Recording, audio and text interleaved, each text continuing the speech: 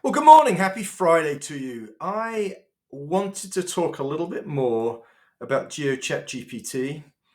I realize I'm drip feeding information out about this, and folks probably get a bit frustrated with me, but there's a good reason for that. We're continuing to push hard on evolving what was a concept 7 or 8 months ago when I posted information about where we were thinking in terms of an R&D project, because essentially that's what GeoChatGPT has been to date. Um, we've really focused our attention around risk. So GeoChatGPT is really centered around that notion of safety and risk and danger, those type of things which we think are very relevant in many verticals. We've been very business led, not technology led. I think we've all learned from the mistake of if we build it, there will come scenarios. So we really have been exploring, doing our due diligence in reaching out to folks in various verticals to really validate the idea that's behind a GeoChatGPT. So one of the things I think is critical, and I'll talk a little bit more about it, is that we are using dynamic and static data. So there's a diagram right there that I posted a few days ago, and actually I spoke about it on Tuesday. So conceptually, what is GeoChatGPT? It's really two things. The first piece is automating the process and analytics of geospatial data. So that was the original post I actually spoke about on GeoChatGPT. Can we take the analyst out of the middle, take some of that manual work that one needs to do on a desktop computer, QGIS, ArcGIS Pro, and automate that? So given that focus of risk, we are building out the right data and the right geoprocessing to allow people to ask a question and to actually do all the magic in the middle and arrive at an answer quickly. So the same instant sort of output as ChatGPT provides. And by the way, we are integrating with ChatGPT. So even though we're building our own stack, our own platform, we are integrating with ChatGPT. So I can talk about more about that in the future. So that's the first piece. Taking 20-minute, hour-long, day-long, week-long tasks and creating a workflow that's an output instantaneously. The second piece of it is really a chatbot. That's really where the generative AI piece and the intelligence is. So again, in the diagram, you'll see that term insight. People call it actionable intelligence. So what we're doing is providing people not only the ability to automate their workflows, but to ask some more intelligent questions related to those workflows. And I'll give you an example in a moment. So what does it look like at the minute? I'll give you a sneak peek right here of what it looks like at the minute. So it's, again, I mentioned it's dynamic and static data. Static data is really that sense of what's the situation currently of a particular home, a particular area. In a home's case, does it sit in a floodplain? I.e., is it prone to flooding, for example? There's static data. Dynamic data is changing data. And I think it's kind of relevant to talk about Hurricane Otis, which has been a bit of a disaster in Mexico. That storm changed direction. That storm changed intensity. How would we deal with that in GeoChatGPT? And we've been looking at this and looking at the data. In a static way, the questions that could be asked, I mean, again, from the sort of processing analytics perspective, is some of the questions that GeoChatGPT could have answered about Otis would be, given its current path, how many people are going to be affected by the hurricane? And it did turn into a Category 5 hurricane.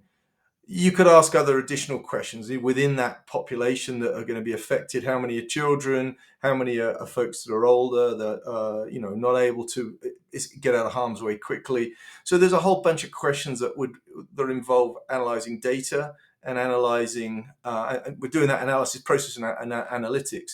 But a deeper dive into that data, more insightful data, would be as that hurricane changes course, as that hurricane changes from a Category 3 or to a Category 5, we're tracking that because we're bringing in real-time data in GeoChatGPT.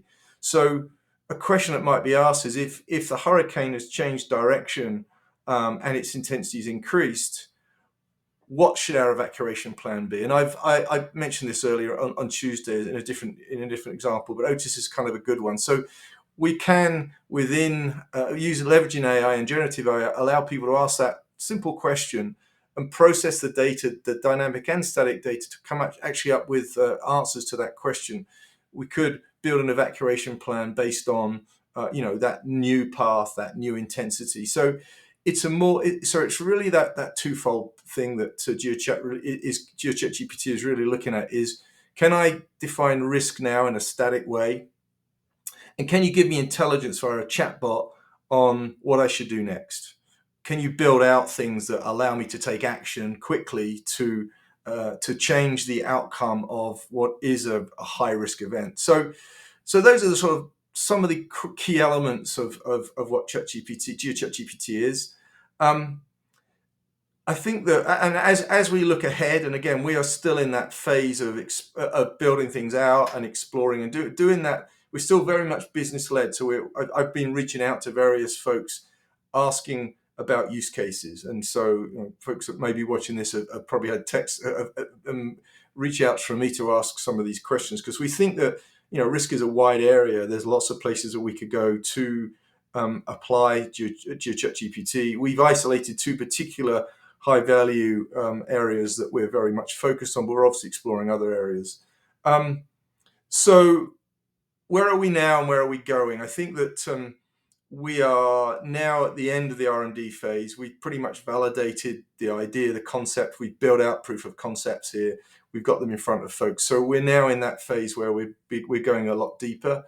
I think that we're now looking at funding because this is obviously a significant development effort to actually produce something that is available more broadly. People will ask me, is when's the interface available, like ChatGPT? I don't know whether there will ever be a public interface for it. We're thinking through our business model, and the approach is more than likely a cloud native enterprise solution. So we think it will be embedded in existing systems. But it'll be a cloud native solution. Again, that's work in progress, so we're still thinking that one through. When we look ahead, obviously we're going to use the architecture, the general flow that I've just described at a high level to build this out. There will be an API. I think as anyone that saw my post from this morning will have seen, and something I mentioned yesterday, is we're getting new interfaces. So even though GeoChatGPT is kind of targeted at computers, mobile phones as an interface to access it, we're very aware of the fact that these smart glasses are coming in the next few years. There'll be another interface. So the way we've kind of designed it is with the API is to actually allow folks who are wearing smart glasses to actually access GeoChatGPT. Again, that's way down the road, but just to give you a sense of where we're heading towards with this. So that's kind of it. Again, I think we're now at a funding stage, so we're exploring what our options are in terms of funding it, so we can actually start producing the next phase of the project. So that's where we are with it. I hope it's not too frustrating that I can't show you more of it, but I will feed more out over time. Questions, please come back to me, and I'm more than happy to answer any questions you might have. And thanks for watching.